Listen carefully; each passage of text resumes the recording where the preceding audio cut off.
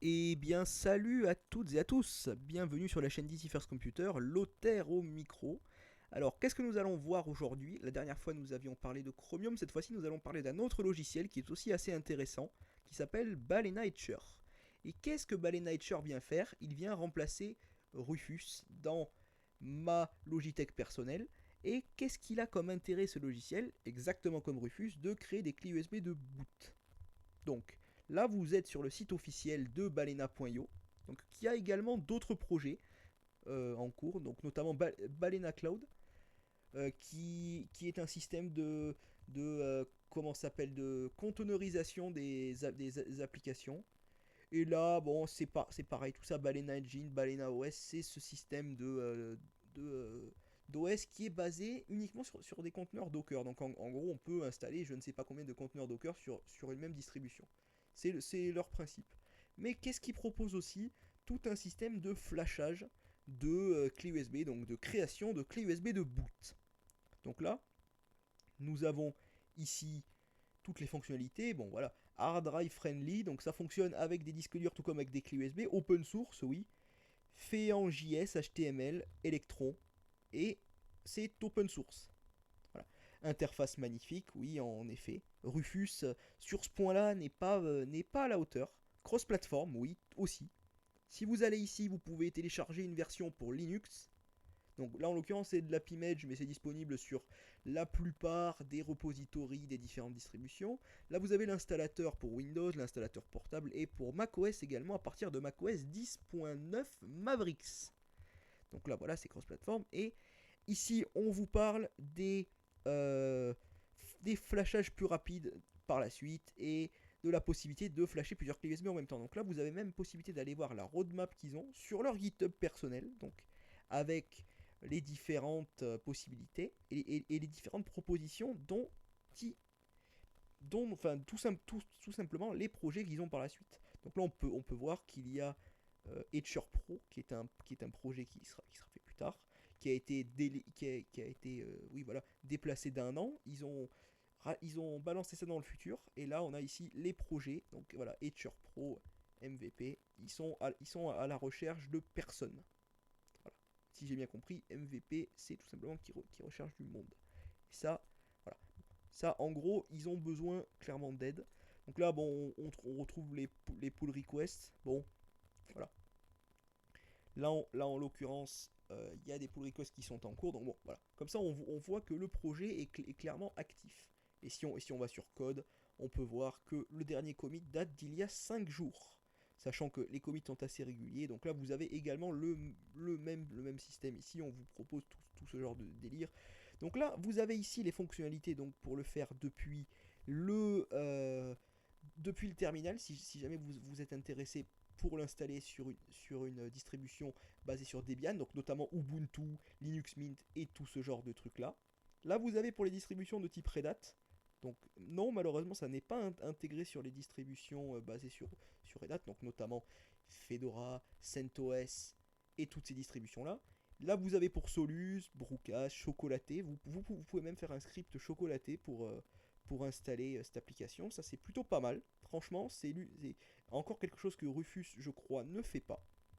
Et vous avez également possibilité, comme d'habitude, sur un Git, de pouvoir demander, demander de l'aide si jamais même vous voulez contribuer au projet, sachant qu'il y a 44 contributeurs et que je pense qu'ils ont clairement besoin d'aide.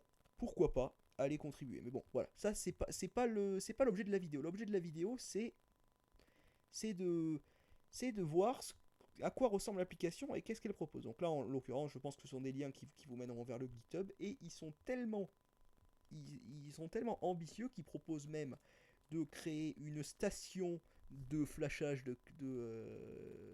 clé USB, de carte SD, de micro SD. Là, en l'occurrence, si je ne m'abuse, je crois qu'il y aura 16 ports sur celle-là, donc c'est quand même assez impressionnant. Là, vous avez une petite FAQ, donc notamment pour les distributions comme Fedora, ça risque d'être un petit peu compliqué du coup de le faire fonctionner Etcher, parce que ça ne fonctionne pas très bien avec Wayland, qui est présent sur Fedora en tant que serveur X. Donc du coup, vous n'avez pas de serveur X classique, vous avez, euh, vous avez Wayland qui est un petit peu différent. Voilà. Il y a une couche de compatibilité qui s'appelle X-Wayland. Voilà, ça c'est. Donc, donc là, voilà, vous avez les dépendances qui sont présentes. Donc voilà, donc là, du coup, à ce niveau-là, vous pouvez savoir ce dont vous avez besoin pour faire fonctionner Etcher sur votre distribution Linux. Alors donc, dans le cas de Windows, c'est extrêmement self-explanatory, mais dans le cas de Linux, ça l'est un petit peu moins. Voilà. Sinon, qu'est-ce que vous avez d'autre sur leur site? Eh bien, c'est à peu près tout. Voilà, donc la dernière version sur laquelle fonctionne Etcher, enfin, la plus ancienne version sur laquelle fonctionne Etcher pour macOS, c'est la macOS 10.9. Voilà. Voilà, donc ça c'est la question. Voilà, vous avez tout un tas de questions. Alors, alerte d'update, bon, ça c'est pas très intéressant. Pour flasher des ISO de Ubuntu, voilà. Donc ça c'est assez intéressant, mais Etcher propose ça de manière assez basique et vous allez voir maintenant tout de suite. Voilà, donc nous nous retrouvons. Donc là en l'occurrence, je viens de flasher une clé USB dans le but de test. Nous allons voir les paramètres parce qu'il y a quelques trucs à cocher. Donc moi personnellement, je coche toutes les cases sauf la case unsafe mode parce que il est clairement indiqué que c'est dangereux de le faire et même à ce niveau-là, je n'ai rencontré aucun problème en ne l'ayant pas activé. Donc il n'y a pas besoin de l'activer, ça n'est pas quelque chose qui est obligatoire.